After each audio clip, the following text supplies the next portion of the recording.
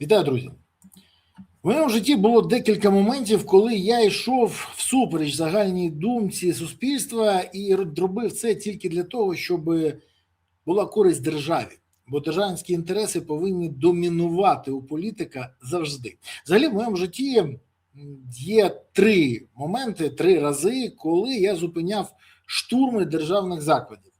І можу сказати, що кожен раз це було непросто. Перший раз це було у квітні 2014 року. Тоді судді під контролем Портнова намагалися провести з'їзд, щоб повністю взяти під контроль все, що тільки можна в судовій гілці. Це була історія Портнова, який тоді намагався зацементуватися в суддівській владі. Йому це не вдалося. Я зірвав той з'їзд особисто. Разом зі мною було ще декілька моїх помічників з правого сектору. І ми не дали цьому статися. Але народ бажав, щоб це мало продовження, і хотів штурманути Палац правосуддя на вулиці Пилипа Орлика на Печерську, в якому тут був з'їзд цих суддів, і лінчувати суддів-заколотників.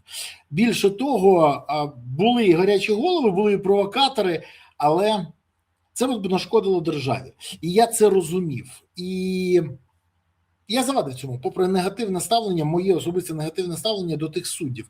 Більше того, я відверто розумів, що якщо б в них була можливість робити проти мене, вони би якраз нікого не зупиняли і навпаки. Ще й би керосинчику підлили. Чому я це зробив? Ну, тому що я люблю дивитися фільми про вігілантів, про народних месників, але у житті я проти подобних методів. Я вважаю, що держава не має права спокійно спостерігати або люди, які вважають себе громадянами, коли порушується закон. Зелена стріла, Бетмен, Шибайголова, Каратель чи Дедпул – це класні супергерої, які повинні залишатися героями фільмів, а не тими, хто підміняє правосуддя у реальному житті. І так, я дав тоді гарантії суддям та вивів їх з будівлі під такий коридор ганьби, але заспокоївши натовп і уникнувши суда Лінча, який тоді був дуже реальний. Хоча в мій бік лунали не найприємніші гасла. Були і інші моменти. Два інші випадки – це спроба штурму Верховної Ради. Один у 2014 році, один у 2019. Перший раз я це робив, до речі, як громадський активіст. А другий раз я робив вже як депутат.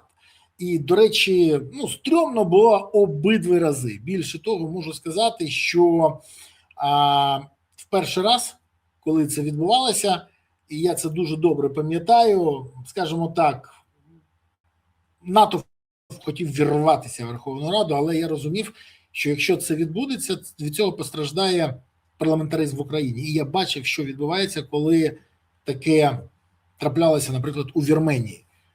Чорний вересень всі пам'ятають і досі. Більше того, скажімо так, я розумів негативні наслідки саме для суспільства. І, до речі, другий раз, коли в 2019 році я вже робив це як народний депутат, коли зупиняв теж штурм, робив це тоді, скажу зразу, не самотужки, до мене тоді вже приєдналось декілька депутатів, але це було складно і стрьомно. В обох випадках. Більше того, у мене були і інші випадки, коли я запобігав конфронтації, ставав між правоохоронцями, протестувальниками, щоб уникнути конфлікту і розбрату в суспільстві. Чому? Поясню, все дуже просто. Я розумів тоді і розумію зараз, наскільки важливо, щоб працювали інституції і щоб суд був тільки з боку держави, але справедливий суд.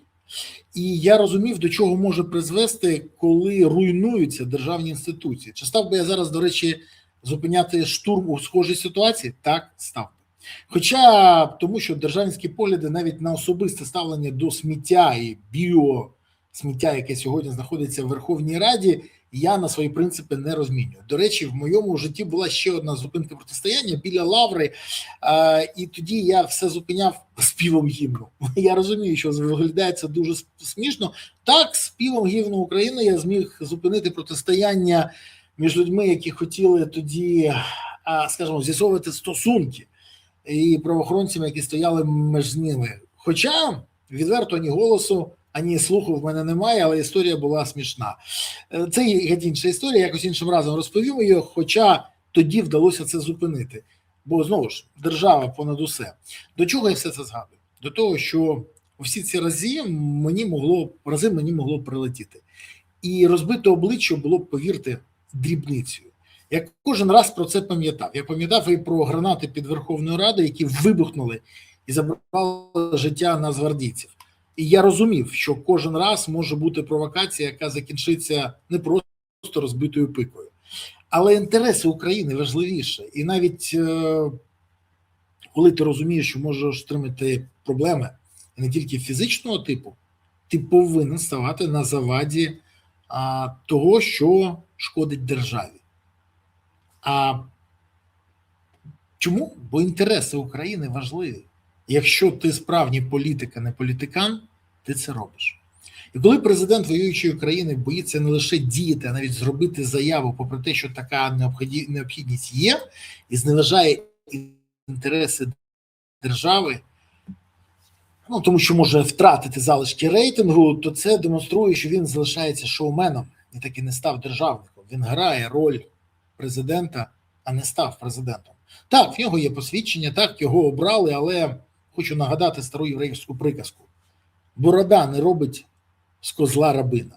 Посвідчення президента не зробило його справжнім президентом, а грає він доволі посередньо. І це не лише ганьба і трагедія для України, яка сьогодні б'ється за виживання. На жаль, я згадую знову і знову цитату Грушевському, який більше 100 років. Біда України в тому, що нею керують ті, кому вона не потрібна. Гучні заяви президента замість правильних рішень, дій і правильних заяв не несуть користі країни. Наприклад, що зараз відбувається в Європі, про це пише іспанська «Ель Паїс», а у нас взагалі на це не звертають увагу. Там через конфлікт на Близькому Сході країни ЄС готуються до енергокризи вже зараз. У Брюсселі планують взагалі безпрецедентний пакет заходів, який включає навіть контроль температури повітря в приміщеннях з кондиціонерами, стимулювання віддаленої роботи та обмеження авіаперельотів. Готуються до цього, розуміючи, що це буде не дуже популярними рішеннями і розуміючи, як це буде сприймати суспільство. Але вони готуються захищати свої держави від цієї енергокризи і мінімізують шкоду. В ЄС готуються до серйозного випробування. А як готується Україна? Добре, що хоч влада не пропонує готуватися до травневих шашликів. Вона просто мовчить. Але які перспективи, якщо у нас реальні проблеми не лише з наповненням бюджету і допомогою партнерів, а й є невирішеним питання забезпечення ЗСУ паливом. І що, до речі, з паливом, про яке Зеленський домовився з саудитами? Нічого? Так. Бо шоумен і далі робить заяви тільки ті, які викликають овації, а не які вирішують проблеми. Може, він щось сказав в бік ТЦК? Ні. В бік нападників, військовослужбовців ТЦК? Ні. А в бік ухилянтів або ще чого? Ні. Бо все це шкодить його рейтингу. Державник від політикана відрізняється тим, що політикан вирішує свої проблеми і піклується власним рейтингом, а державник піклується інтересами власної держави.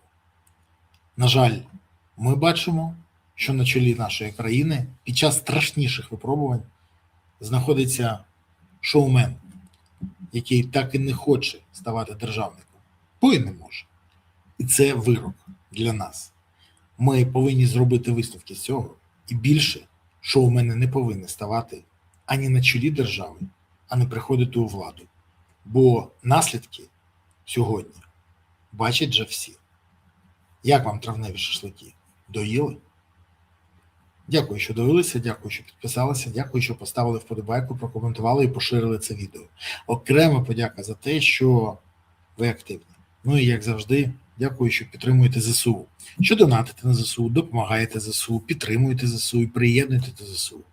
Бо ЗСУ – це єдина сила, яка дійсно гарантує майбутнє для України. Тож гуртуємось навколо інтересів України, а це значить навколо інтересів ЗСУ, щоб у України було гідне майбутнє. Дякую вам. Па-па.